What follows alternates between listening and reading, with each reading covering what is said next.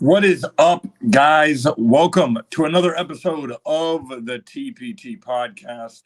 I'm your host, Jaden Lawler. With me today, we have Dustin Klug from Best Bets.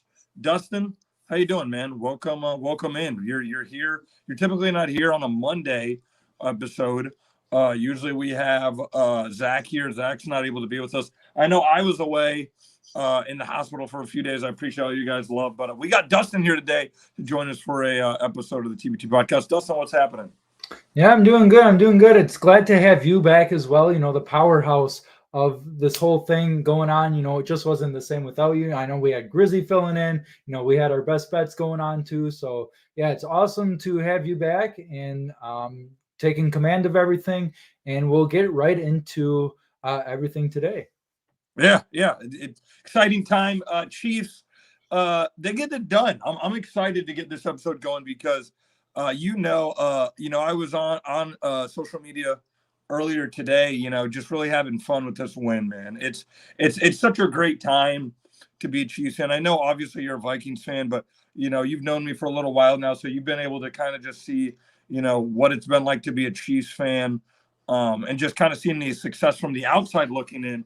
And just what it's kind of been, just the winning as the Chiefs have been the last couple of years, versus Buffalo Bills team and just the league in general, and it's really just been just crazy, just every year. You think hey, there's going to be a year you don't make it to the AFC Championship game, or you're not as good as you were in the years prior, and you just think maybe you don't make it this year. But hey, look at it. We're right back in the AFC Championship game. We beat this Buffalo Bills team. What was some of your first, takeaways from this game? Because it's always good to get somebody else on here that's really not a Chiefs fan. Their perspective on the games, because you can have a Chiefs fan's perspective on the game, and they can tell you, "Oh yeah, we played great. It was awesome." This and the other. What are some of your first perspectives on this game? From the Bills, from the Bills standpoint, from the Chiefs standpoint? One thing to really notice, I think, from that game was how the Chiefs adapted to, I guess, slowing down the run game. James Cook, he started off, hot and loaded, just running all over that Chiefs defense, just really getting involved in the run and pass game. And I think towards the second half, the Chiefs really started to slow him down as well. Not allowing those real big plays down the field and just runs all over, and just kind of forcing Josh Allen to make those tighter throws, to make those bigger plays. And when it counted, he made some of those throws, but he also didn't make a lot of those throws. I think it's just kind of cool how Kansas City's defense really adapted to Buffalo's offense, because Buffalo was also coming out hot and heavy in that game, and obviously they wanted to win. Both teams want to win, and I think that was Buffalo's probably one of their better games for a postseason as well. Just how toe-to-toe it was. Missing that field goal to tie the game, really hurt them as well. But, it is how football works, and Josh Allen just couldn't get it done this time around, especially having a game at home against Patrick Mahomes, first road game for Mahomes. So right. It really is that, I don't want to say difference maker, but it really shows that, the Bills defense, Bills offense, they might be hurt one way or another, but it just shows that all around they still couldn't get it done against the Chiefs. A team that was also struggling all season long too.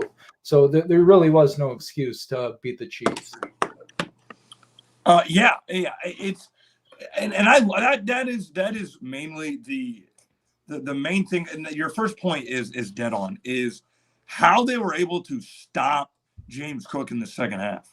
I mean, he came in the second half with I think 80, almost 80 yards, 78 yards, 79 yards, something like that. And they slowed him down after that. I don't know what he finished the game with, but they really did slow down the run. And that's what, like you said, we know that the teams don't really get going through the air versus the Chiefs. We know that. And we're going to talk about that with the Ravens. That's some of the biggest things. And they shut down kind of that run in the second half. And look what happened. Look what happened the first 4 possessions of the second half for the Bills. They got the touchdown. It took Josh Allen fading away off his back foot, throwing to the left side of the end zone, and a guy having to catch it at his feet for a touchdown in the second half. That was it. They got those 7 points. Obviously, they missed that field goal at the end of the game, but the Chiefs, again, they came out in the second half and they said, if we shut down the run, we shut down the Bills. We've just seen that time and time again from Kansas City. If you can make teams one-dimensional, you'll get them. If you can make them have to go out there and throw on L'Jarius Sneed, throw on McDuffie, Williams, and these guys, Karlaftis is going to get going. Chris Jones is going to get going. So I really do think that was some of the keys for Kansas City, where it was able to slow them down. And Josh Allen, as good as he was, the Chiefs forced him to make big plays. They did. They made him force down the field to Diggs. They made him force down the field. I think it's a Sheffield or one of the receivers there. So they made them force down the field to some of the receivers. They didn't just say, you know what, just keep taking the underneath stuff. No, they finally started just stack the box on them. They finally just say, we're going to take away that underneath stuff. You're going to have to beat us deep. I think that's what it really came down to in the second half. What do you think in the second half for or just not even really the second half? What do you think this game, was really clicking for the Chiefs? I think this was definitely one of their better offensive games too of the season, just collectively. Just getting the ball to Travis Kelce, their old ways of getting the ball down the field. The Chiefs never really had that number one wide receiver, throughout the season, the past couple seasons, to be honest. And Travis Kelce being a tight end, just being excluded from actual wide receiver. I think this is one of his better games as he's going up there in age too. Just a dominant performance. And I think that's what really clicks is just their offense going back to their old ways to Travis Kelce and just moving the ball. Isaiah Pacheco running well too. I don't know what he all ended with stats, same with Travis Kelce, but just the eye test. That's all you really got to have too. And they move the ball effectively. Right. Yeah, I agree. I think the Chiefs, I think this whole season, they went to kind of their old ways, and it was more of like, we have to be this Chiefs team that's, we got to air it out. We got to make big plays down the field. I think they've finally realized where it's like, hey, you know what? If we just play good football, just good, clean football, run the ball, just kind of get the ball to Kelce. You know what I'm saying? Just get the ball to Kelce. Just get the ball to Pacheco. Get the ball to the playmakers. And that's kind of been the formula. What they've been doing, as you notice, is they're just finding the way to just get Rice the ball, and he's just taking off. We've seen his yak is unbelievable. The way he's been able to just catch the ball and just go. And like you said, Pacheco, they've been able to just say, you know what, we're going to run the ball and play really good defense. And that's what they've done. That's really what they've done is play good, play just good, clean defense. And this game, they weren't really, again, this wasn't one of their best defensive games, but they made stops when they had to. And I think that's the biggest thing with their defense is they're finding ways to make stops. Typically this was more of the defense 2 years ago, what we saw where it was kind of bend but don't break defense. But I'm really encouraged to just see again. You have guys where even when they're not playing at their best, they're able to go out there and just make big plays. Chris Jones is still able to make big plays. George Karlaftis, Nick Bolton, I thought at times, he wasn't where he was supposed to be. He's going to have to be during this next game versus Lamar Jackson. But what is some of your thoughts, with Buffalo though as well is, what is Buffalo's championship just window closed, do you think? I think it's 100% closed. I don't know if there's any redos with anything. I could definitely see Diggs being traded somewhere. I really don't think that there's a last chance for any of these guys because Josh Allen's cap hit goes from 11 million to 45 million, or is 18 to 45, something like that. It's just a huge jump. And when you pay, one single guy that much money, I mean, as a Vikings fan, we all know you pay Kirk Cousins that much, he's going to take up a lot of that cap space that you could use for other players to keep your window alive. And two different scenarios in a way, because I think the Vikings have had a better overall team than the Bills past couple of years, but that's besides the point. You really got to build that offense up. That defense, I don't know who's all free agents this year, but you got to build that offense from the ground up again. Especially your playmakers. You have a good, nice tight end, Dawson Knox, Kincaid. Some good weapons around there, but Diggs, if you get rid of him, you're going to have to get another, number one guy, and just someone that's not a huge distraction to the team. And then defensively, the Bills have had a decent defense, past couple of years. They just got to put it all together, and you got to stop. At least you can't stop, but you got to slow down guys like Mahomes and the top offenses in the league. And everybody kind of looks back to the Bills and Chiefs trade, for Patrick Mahomes. We were talking earlier about how the Bills, they keep making these trades and always getting the tail end of them. Yeah. Like it never works out for them. And it's just unbelievable how that works. They're cursed. They are definitely cursed. If they ever go back to the Super Bowl, it's definitely going to be a while till we even have that conversation, I think. Yeah, it does seem like there is some just the Bills are just unfortunate in like just some aspect, like the missed field goals, the wide right, or just again passing on guys or trading on guys. I mean, again, they still got a guy in Josh Allen. That's always a good thing when you have the quarterback. But like you said, it does feel like their Super Bowl window is like just closed. It does kind of just have that feeling. Will Diggs be back? Will Gabe Davis be back? Will a lot of these guys be back? I mean, there's a lot of free agents on that team where they could really just be in full rebuild mode.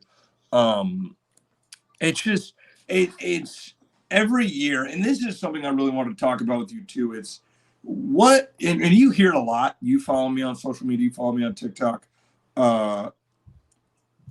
What does this really what are we witnessing right now with this Chiefs heading to their sixth straight AFC Championship game? Like what is this? What are we witnessing right now? To be honest, I think it just shows that you don't have to be necessarily good to, be in obviously to be in the playoffs, but in the playoffs, you don't necessarily have to be, a dominant team to be going to the Super Bowl. Not saying that the Chiefs are lucky, but, you got to have some plays go your way as well.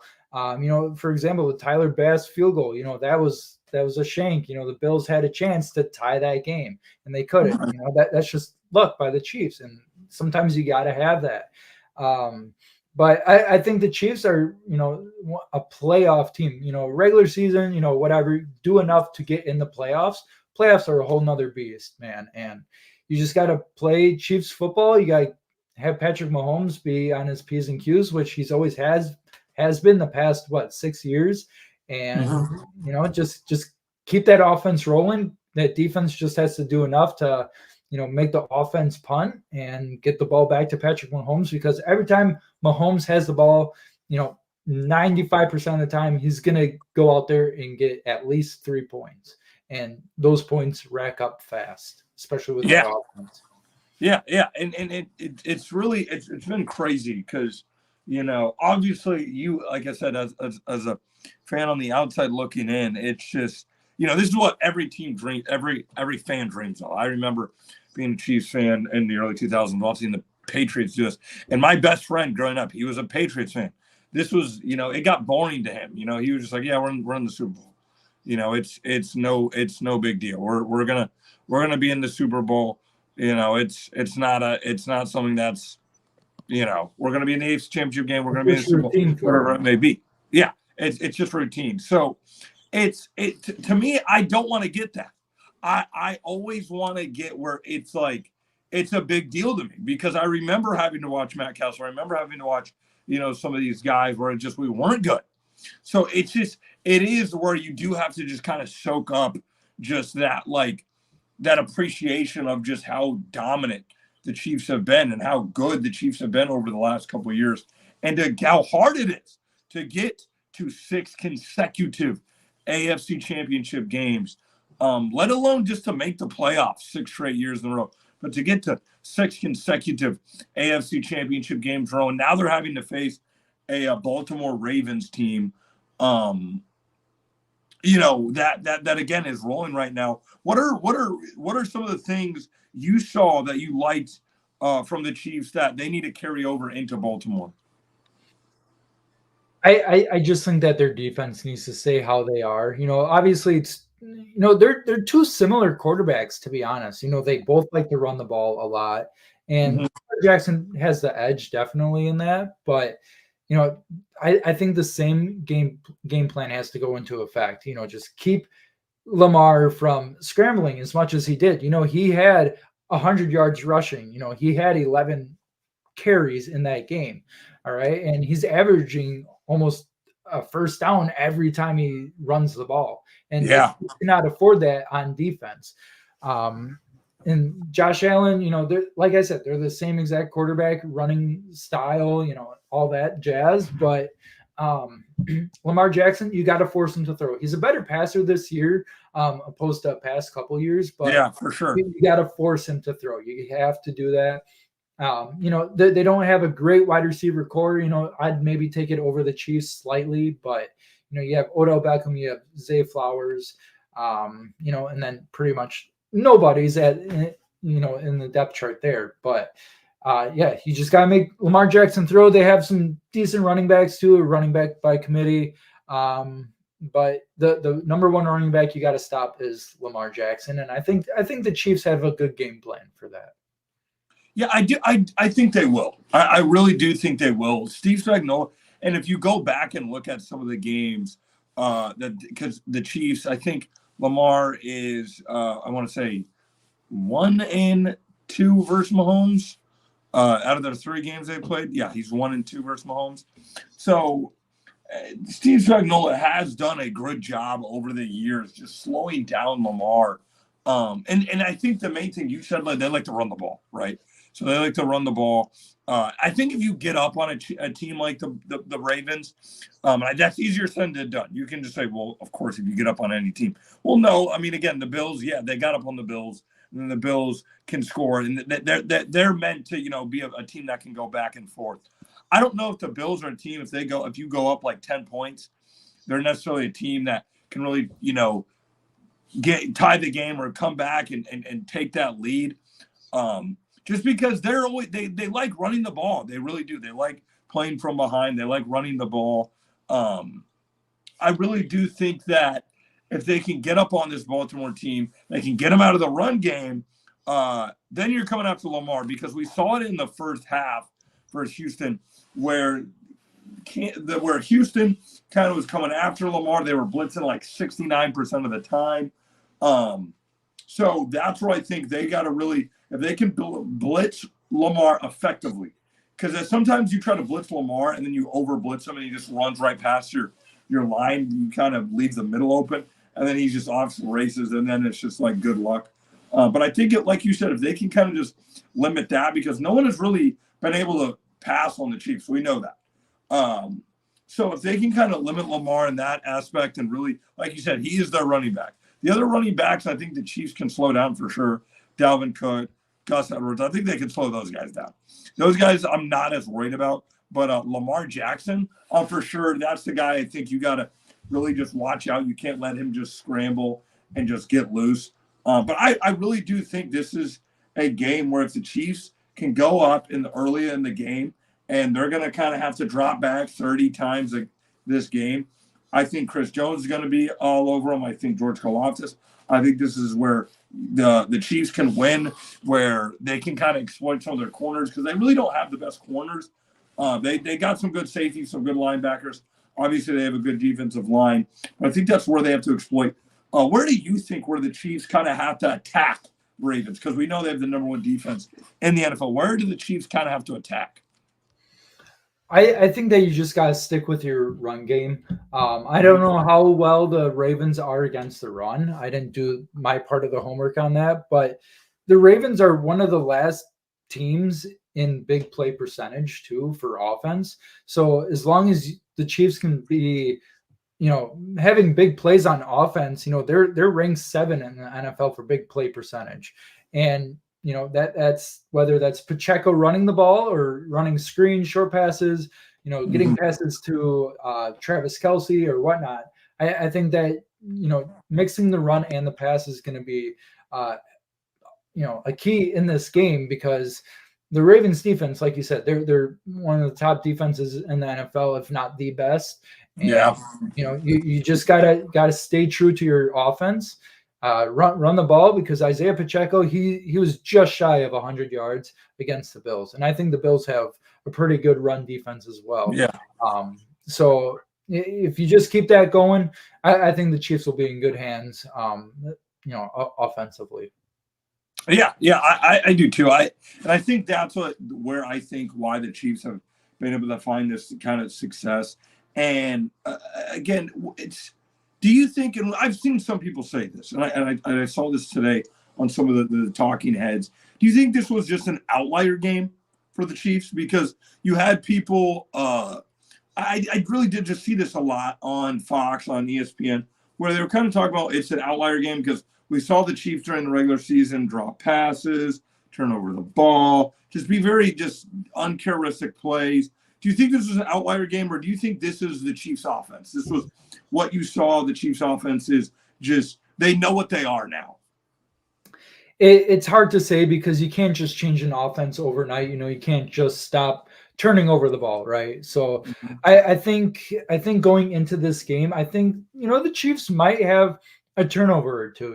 I don't know if that will necessarily end the game for them, or slow down their momentum, but the Ravens are pretty good at taking the ball away too. So I think that's going to be preached all week to everybody on offense, is take care of the ball. And I think Patrick Mahomes knows too, where his outlets are. He's going to get the ball to the right people. Trust his receivers. I know they haven't been super trustworthy all year, but this is the playoffs. They've been trustworthy so far. Not too many drops, not too many incompletions, not too many forced interceptions, fumbles, whatever. You just got to stay tried and true to that offense, and just preach 2 hands on the ball, and just can't turn the ball over. So that the Ravens are going to try to do that. They know the identity of the Chiefs this past season has been turnovers, picks, stuff like that. So you just got to stay tried and true to the run game, like I alluded to before, and just trusting your receivers. Yeah, I think that's what I think they do. What the formula has been: run the ball, just get the ball. Don't be afraid of the check down. We saw what guys like Rice have been able to do when they have the ball in their hand. Like there was twice on Sunday where they threw it to him just out there in the flats, and again he turned it into 10 yards. He turned it into 8 yards. Like and then just get the ball to Kelsey after that. We know that they've been able to play. I know obviously you have a guy like Roquan Smith and what he's been able to do versus the run, but they haven't been the best. Obviously you have a guy like Kyle Hamilton. He's gonna have to go up against a guy like Travis Kelsey. But again, I like Travis Kelsey's odds. He's a younger player. I think the Safdie vet will be able to get around a guy like Kyle Hamilton. But again, you have guys like MVS making big plays, who was dropping passes all season long, who had two huge catches last game. Richie James making plays. I think you just have some of the guys that, again, where you have a guy like Patrick Mahomes, he's finally starting to trust and believe in some of his receivers, and that's kind of showing. You have guys that are going out there, and they're kind of putting their best foot forward. Clyde Edwards is putting his best foot forward. He had 2 runs that were huge. Obviously, you have Hardman. He still needs to pick it up. He almost fumbled, or he did fumble. He had the fumble into the end zone. But again, you have guys that are starting to step up for the Chiefs. Noah Gray, other guys that are really starting to find their role with the Chiefs. Again, I just think the Chiefs, they know what they are now, and I think that's huge. I think that's huge at this point of the season. The only thing I'll say is the Ravens. I think the only thing with the Bills is the Bills kind of had this persona of like that doubt of like, okay, we haven't beat the Chiefs.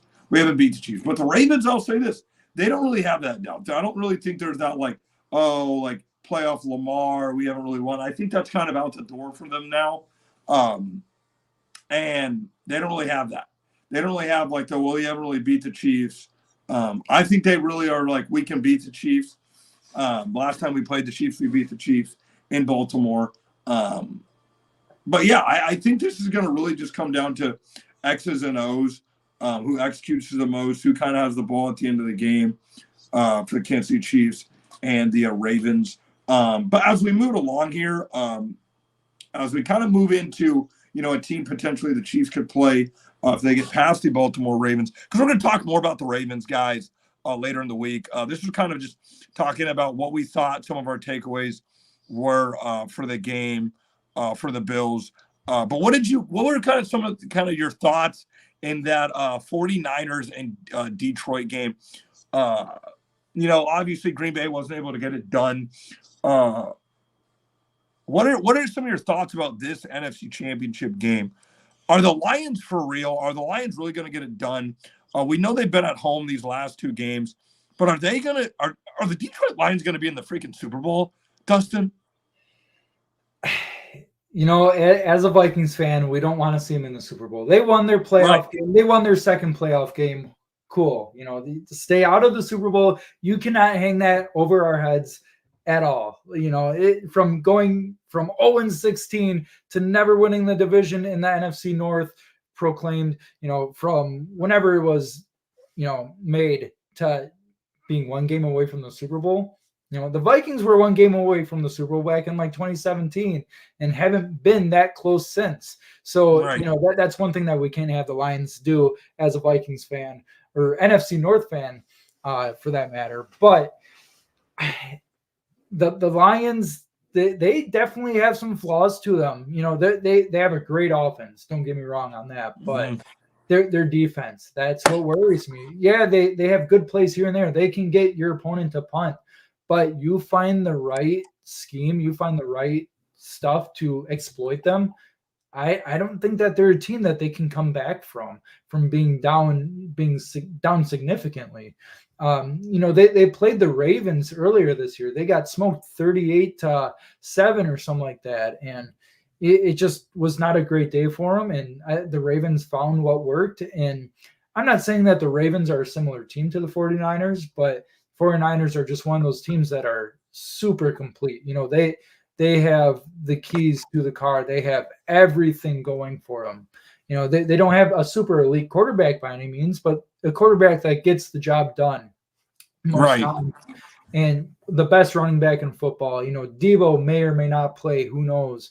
But I don't know if Detroit's super ready. I mean, they'll probably make it a super close game like it was versus Green Bay. But I think that the 49ers, A, have to be on their P's and Q's, and B, just do the right things to show Detroit that, hey, you don't belong. Yeah, it's cool that you got this far, but this is why you don't deserve to be this far. And I think that the 49ers really need to show the world why Detroit doesn't need to be in the Super Bowl this year. I hear a little Vikings fan in that, definitely in that little pep rally for the 49ers. Yeah, again, Brock Purdy, not the best game versus Green Bay, as we know, but what does Brock Purdy really have to do kind of in this game to kind of just get back on track from what we just saw last game? What are some of the things that, again, where you just were like, it brought like that, you can't go into this game doing some of the things he did with the San Francisco 49ers, because like you said, they may not have Debo. They may not have Debo Samuels. Yeah, I mean, he's been in the MVP conversation for most of the year. He's had 31 touchdowns, 11 interceptions, 4,200 yards. That's pretty good numbers, especially for being on a pretty stacked team, pretty stacked offense too. But Brock Purdy, he's just one of those quarterbacks that just does most things right, and I think that's what he's got to do versus Detroit, is just do everything right. Hand handing off quarterback to Christian McCaffrey. Let Christian McCaffrey do a lot of the work, hand the ball off, get him in the pass game, stuff like that. It just works for that 49ers offense, no matter who the quarterback is most of the time. Josh Johnson's pretty much an outlier on that one. But like I alluded to before, they have a really nice car that they're driving. And, the headlight might not work on one side of the car, but everything else works super great and the car still functions. And that's what the 49ers are. They might have a few flaws, few injuries on that offense and defense side of the ball, but they still roll. They still function. Yeah, absolutely. I just think it's going to come down to really just can the 49ers the pass rush get going? Because, again, Jared Goff's not the most mobile guy. Obviously, the Lions' offensive line is great. We know that a lot of people are going to be rooting for the Lions because they are the lovable losers. And that's just what it is. Most people are going to be rooting for the Ravens because, again, people don't like the Chiefs. The Chiefs have been the last 6 AFC Championship games. People are sick of us. So, people are just going to root against us in general. But, I think this is going to be a great game. I think these two teams are so freaking similar. You have, obviously, the 49ers defense, they're really good, but they're just not playing great ball right now. But, yeah, this should be a really good one. I'm excited for it. I think Brock Purdy can end up getting it done for the San Francisco 49ers of this NFC Championship game. I think the Niners will advance. We're going to get a little bit more into the Niners and the Lions later in the week. We're obviously going to get more into the Ravens. But, Dustin, before we get out of here, as a Vikings fan, it was something I wanted to address to you as we're going to merge more into, the offseason here soon. If the Chiefs don't advance, we're in the offseason, So if the Chiefs don't advance, we're in the offseason.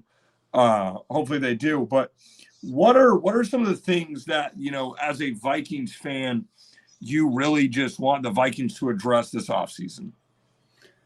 As much as I want to say quarterback, that's going to be a big topic. What do we do with Kirk Cousins, stuff like that? But that defensive side of the ball needs some work. There's a lot of question marks.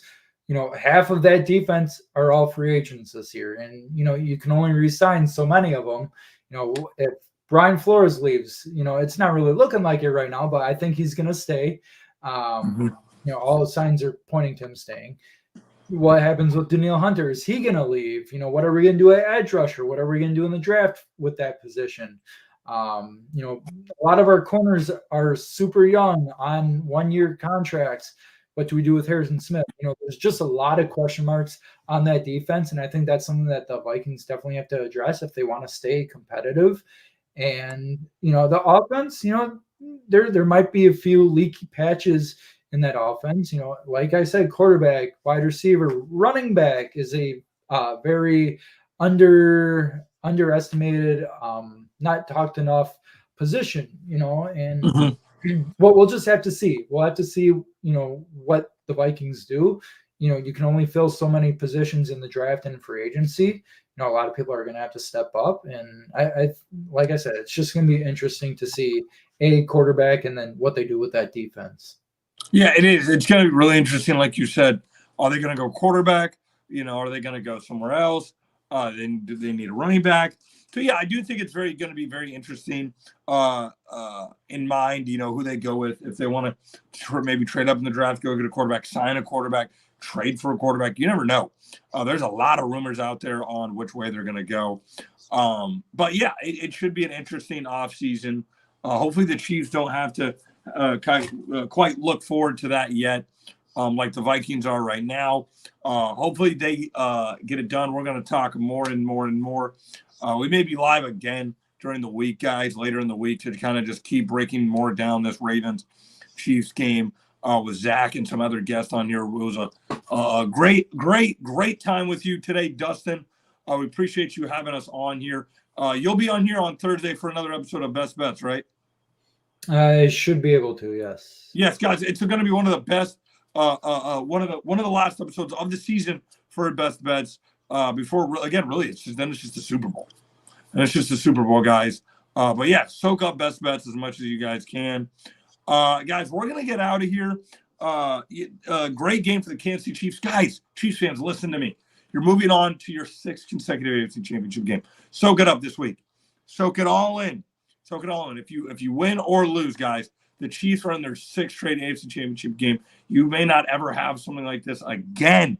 This is big, big, big, big, big. Some teams will never, ever have something like this. 6th straight AFC Championship game. Absolutely awesome. We will see you guys next time, though, on the TBT podcast. Skull Vikes.